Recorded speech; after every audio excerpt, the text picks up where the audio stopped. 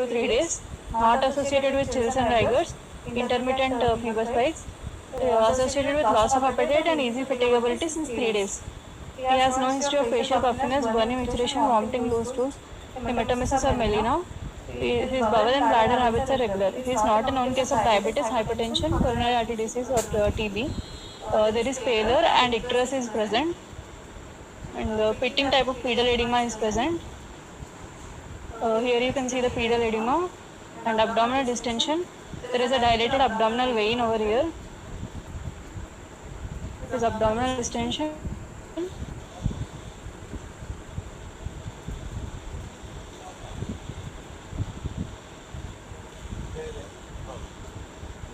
Yes, this one. They have done the ascitic taps. After that, bleeding manifestations. Ecchymosis.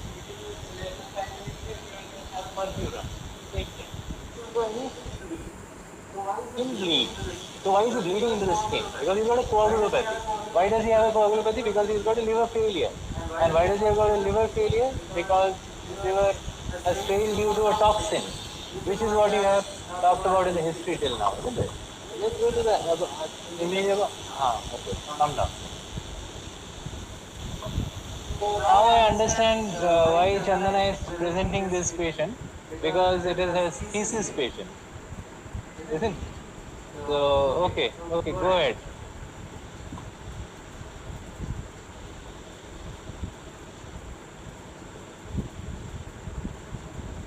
The patient is also having astraxis.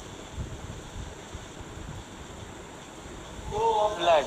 It's a very important finding you have to learn, how to see the flow of blood of the abdominal vein. Whether they are below the umbilicus, whether they are going away or not. Asterixis. So how to test for asterixis? So not this way. You have to hold the hand, ask them to hold the hand for some time. So what was shown is not asterixis. It is like somebody has extended it and it just got flexed. So you'll have to change that video. Now, what about flow of blood from umbilicus? It is away from umbilicus.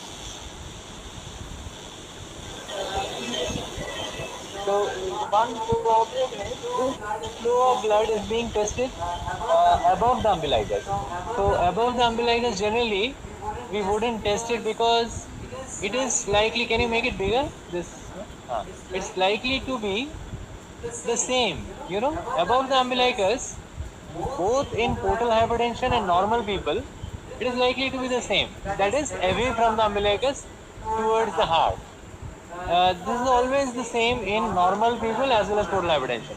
What is different is below the umbilicus. Below the umbilicus, the venous flow will be towards the heart in case of IVC obstruction and away from the heart in case of portal hypertension. This is a very, very important clinical finding which will definitely be asked you to demonstrate in the exam. Okay, let's move to apraxia. This is constructional apraxia, where I drew these images and asked the patient to draw these images. It is a test done to assess the hepatic encephalopathy. He is able to draw, sir, but at joining the lines is... He's not able to join the line, yeah. On systemic examination, CVS S1, S2 present, no murmurs, and the respiratory system bilateral air entry present and decreased breath sounds on bilateral infraaxillary and infrascapular areas. Shifting dullness is present and fluid thrill is absent. He has sinus tachycardia on ECG. And chest X-ray showing bilateral pleural effusion. This is before pleural tap and this is after pleural tap. After pleural tap, the pleural effusion seems to have increased.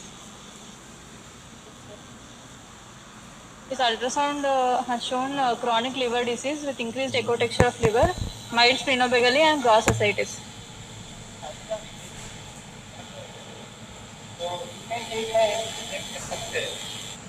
You understand yourself and see the liver and how it looks like, how a cirrhotic liver looks like. Ascitic tap was done. Cell counts of ascitic fluid were total count were 1570. 1570, neutrophils 60% and lymphocytes 40%, and RBCs are also present.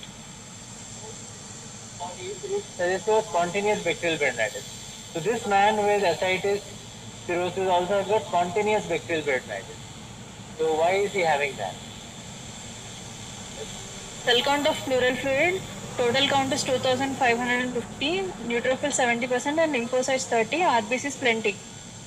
There are many interesting questions here for the students. Maybe our question to Bhavna Jatin would be, why does this patient have pleural effusion? Basically, he has got cirrhosis of liver and ascites. So why the pleural effusion? And on top of that, why is he having that kind of high cell count in the pleural fluid also? Although he's got spontaneous bacterial peritonitis, why is the cell count high in pleural fluid also? And what else? Yeah.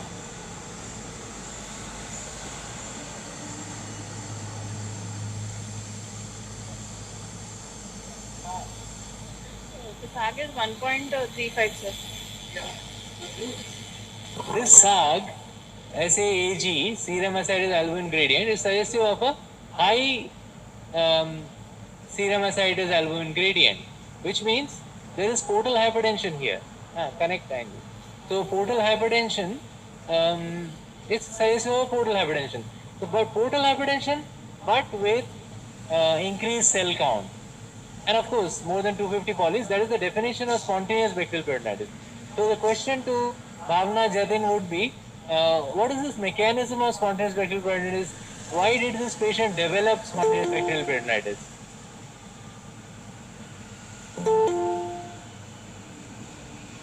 So yes, the question is, why did this patient develop spontaneous bacterial peritonitis?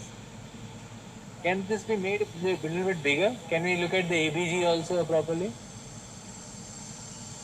Yeah, go on. No, what happens is, after 150 it will become bigger. Make it big? Yeah. See? Okay. This much is okay.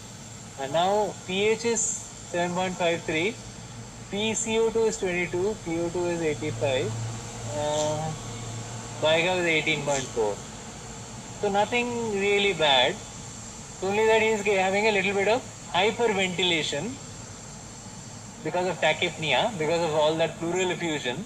So the students have to tell us why this patient of cirrhosis of liver with liver failure, features of liver failure. What are the features of liver failure in this patient?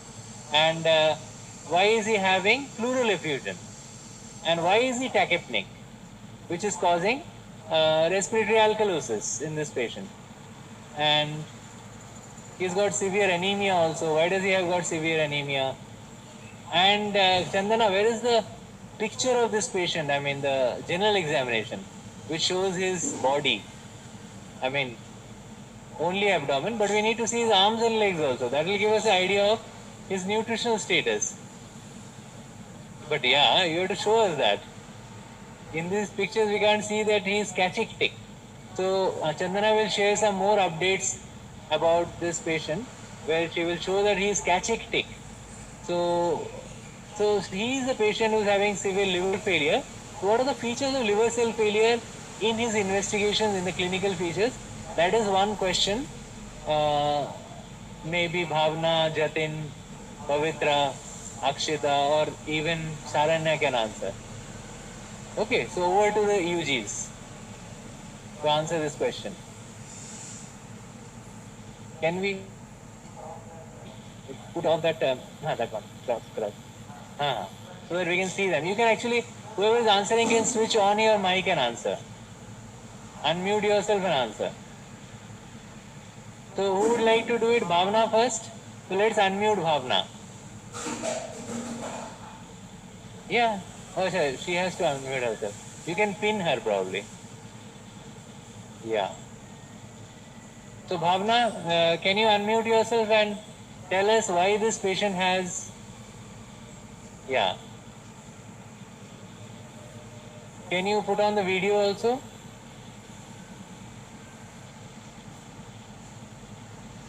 Yeah. Meanwhile, we can even do the other things, the images and all that, so that it's a dynamic thing. Huh? Yeah. I mean, you have shown, no? So you just again scroll up and down so that people can see and cross out umbilicus. He's already shown us a video of how to milk the veins and show where is the direction of flow, which is a very important finding you have to see in your exam. Okay, Bhavna is unable to find her camera. Let us pin somebody else. How about Jatin? Jatin was here.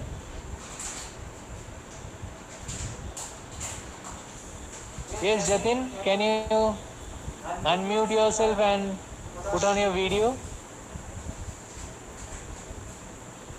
to essentially discuss the the question that we asked up and down.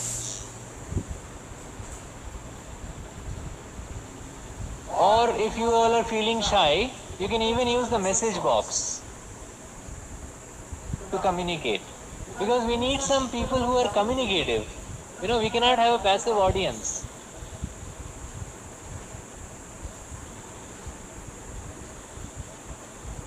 So I think Jatin must have left keeping it on.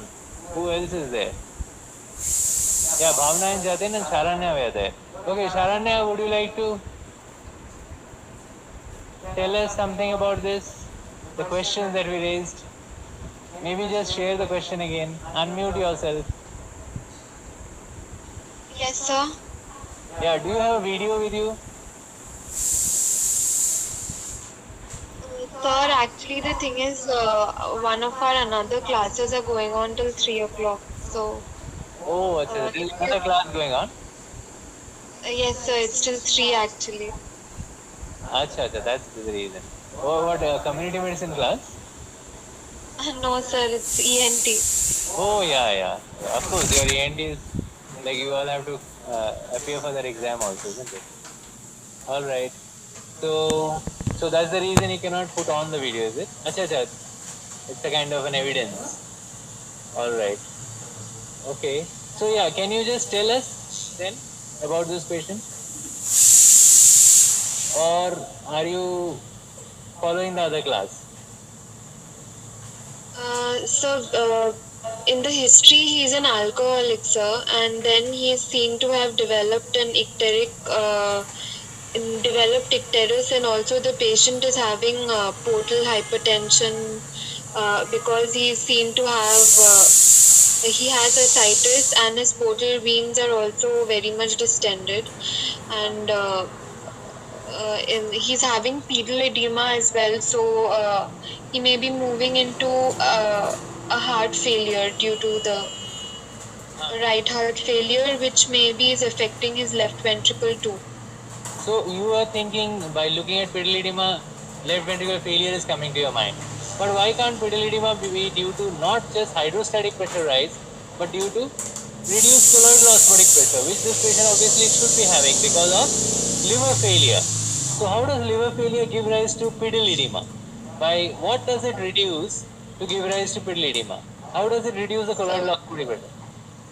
So basically, liver is the house of certain synthetic functions, whereby it also produces proteins in the albumin. And albumin is the one of the main constituents which is responsible for generating the colloidal osmotic pressure. Can we see his albumin level? Yeah, it is 1.5. The normal albumin level is 3.5. Cross that. Yes, sir. So it's 3.5 is normal and it is 1.5. So much low. So he's got severe hypoalbuminemia, and that's because the liver is unable to synthesize that. And what else do you see as a synthetic failure of the liver in his body? So there will be a derangement in the clotting because the clotting factors. Yes, this is a marker for that. So there is coagulopathy in this patient. So these are all features of liver failure. So these are features of synthetic liver failure. Now what's the feature of excretory liver failure? Can you go up a little bit? Yes, just keep it here. Yes, So what kind of liver failure does this suggest? So this is more of an excretory function failure, sir, because yes, so this is a failure of the liver excretion. So yes, this is basically these are the features of liver cell failure in this patient that we are showing you. But what are the things which Chandana has not shown you? What are the chronic cutaneous stigmata of liver cell failure? Can you tell us that? This is a very, very standard, usual exam question in such a long case. So the patient might be experiencing pruritus. Yes, okay. So that is a failure of liver cell excretion, and that is also called as a cholestatic symptoms. But that is not a feature of chronic liver failure. What else? Chronic liver failure, the patient might also have spider webs on his skin. Yes, that is a very important feature. Why does it happen? Uh, Ah, so the vessels, they basically get affected, sir. what? What is So effect? the thin end vessels, so the end vessels might get affected. Yeah. Why are they affected? I mean, what does liver do, Micro, which is not being done by the liver, which can go and dilate these arterioles? So, what are the chemicals which liver metabolizes, which if it cannot metabolize, then it goes and dilates these arterioles? So, have you seen these things happening in pregnancy on its own? So, these are because of yes, the pregnancy maybe because it is also a hypercoagulable state in the body. no. I mean, pregnancy would have these spider angiomas. Why? What causes the spider angiomas? It's basically because of increased estrogens. So what happens is liver is unable to metabolize the estrogens, and because of that, a lot of estrogens are left in the circulation. That's why we have these capillary arteriolar dilatation, which looks like spiders. And we could show you if we had a whiteboard or something. We could draw and show you how the spider arteriole is and how it gives rise to a branching of the capillaries. And if you take a pin and blanch the main feeding arteriole, all the feeders, that is the spider legs, will just vanish. And as soon as you remove the arteriole, again it will come back. So it's a very interesting thing to demonstrate in a spider. You can do it with a slide, or you can even do it with just a pin head. So we'll keep that in mind. So yes, so one of them is the spider angiomas, as you rightly said. What are the other things that is your chronic liver cell failure? Then we'll come to this pleural effusion also. Why? So this is interestingly Chandana's log, because this is part of her 2-year-old project, which which will give her this degree. So that's why she is nurturing this patient, and I hope all of you will similarly nurture certain similar projects, which can give you which can make you contribute something to the world. When you find out as to what is wrong with these patients, let us say of one particular abnormality, like in this particular situation, Chandana is studying ascites. What is her goal? What is her aim? She will discuss further in the group today, and she will also share her own master chart from all these patients that she has collected. So these ascitic patients which Chandana is studying, of these, one of these is this patient who is currently admitted with us with severe liver cell failure and also pleural effusion. So what is giving us the pleural effusion? Why does he have spontaneous bacterial peritonitis? And currently we are dealing with this question of what are the cutaneous other stigmata of liver cell failure. So one is spider angioma, as Saranya rightly said. Another is Dupuytren's contracture. Another is testicular atrophy. So many of the things Chandana has not shown us.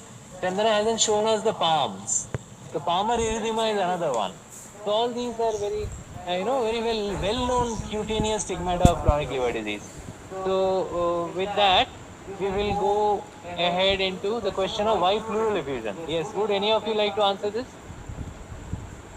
So might be there may be a flow of fluid through the pleuroperitoneal channels. Yes, you are absolutely right. This is basically because of persistent pleuroperitoneal canals, and this phenomena itself is called as a hepatic hydrothorax. So if you have a short note on hepatic hydrothorax, this is exactly what you will be describing.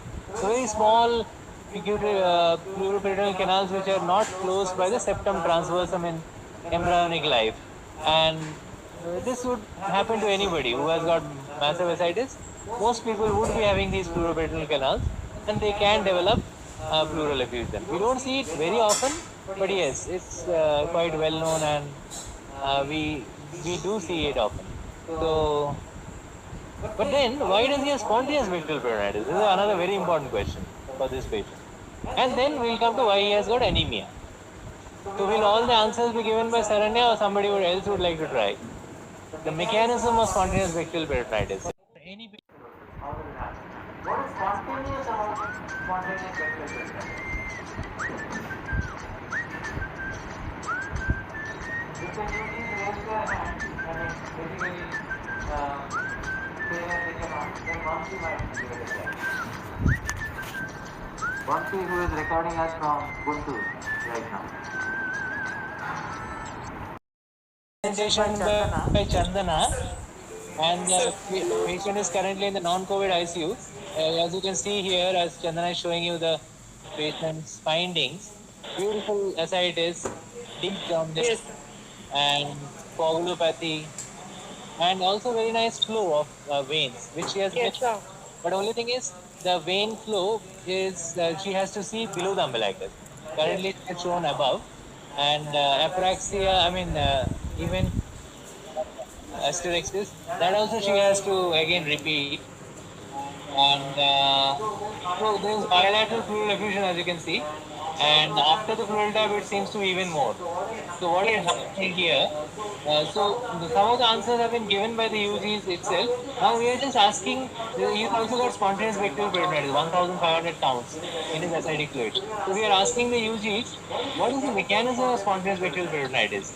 So they are taking their time. I think Pavitra said increased intestinal overgrowth. So we are wanting to. Okay, so yeah, she is saying that is the mechanism of spontaneous bacterial peritonitis, liver cirrhosis. But do you think whether it is overgrowth or it is the same? Why would we call it spontaneous? It is the same intestinal bacteria which is normally translocating to the peripheral fluid in everyone. Each and every human being, this intestinal bacteria is translocating. But what happens is, in most of us human beings, we have got this complement sauce, which is produced by the liver, which can food the bacteria, and because of that sauce, our macrophages would like to eat it up. Macrophages are getting bored. No, Okay. sir. I'm just adjusting my mask, sir. Okay. So the macrophage can only eat those bacterial samosas if there is that complement sauce. So because that complement sauce which the liver is not producing is not there, so the macrophages are not eating up the bacteria. That's the reason that there is increased. Anyway, the translocation will be there. There is usual translocation, otherwise also normally. So it's basically because the liver complement not being produced because of synthetic failure of the liver. And this patient has a synthetic failure in terms of albumin, which is 1.5 as against normal of 3.5. And this patient has PTI also dealing. So all features of liver cell failure are present in this patient, which is also giving rise to spontaneous bacterial peritonitis. So current he is now running fever. We need to see the fever chart. And Dr. Chandana has started him on treatment with cefotoxin 1 gram TID.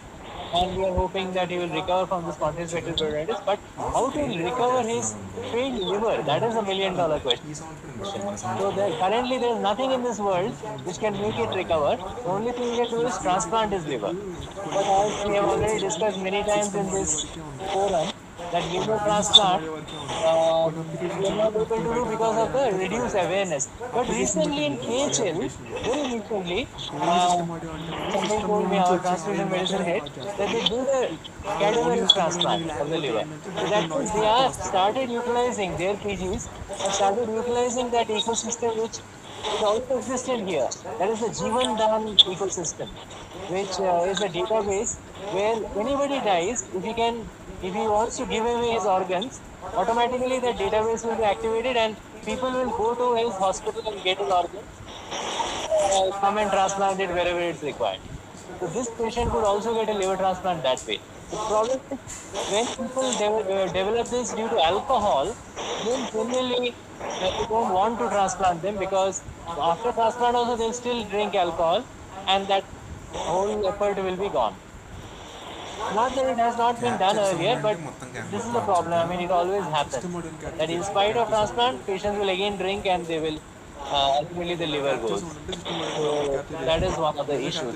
So I think we can take a break from Chandana's patient and go to Natasha's ward, where she will not only show us her patients, but she will also discuss about the pathology of interstitial lung disease as well as COVID-19 pneumonias. What are the similarities and what are the dissimilarities?